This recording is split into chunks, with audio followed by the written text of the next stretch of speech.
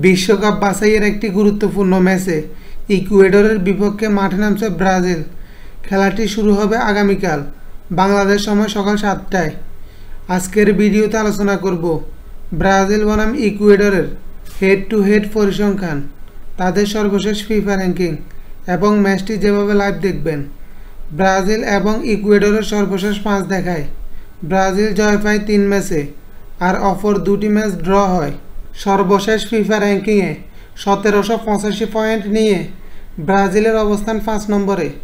অপরদিকে ফিফা র্যাঙ্কিংয়ে 1530 পয়েন্ট নিয়ে ইকুয়েডরের অবস্থান 27 নম্বরে।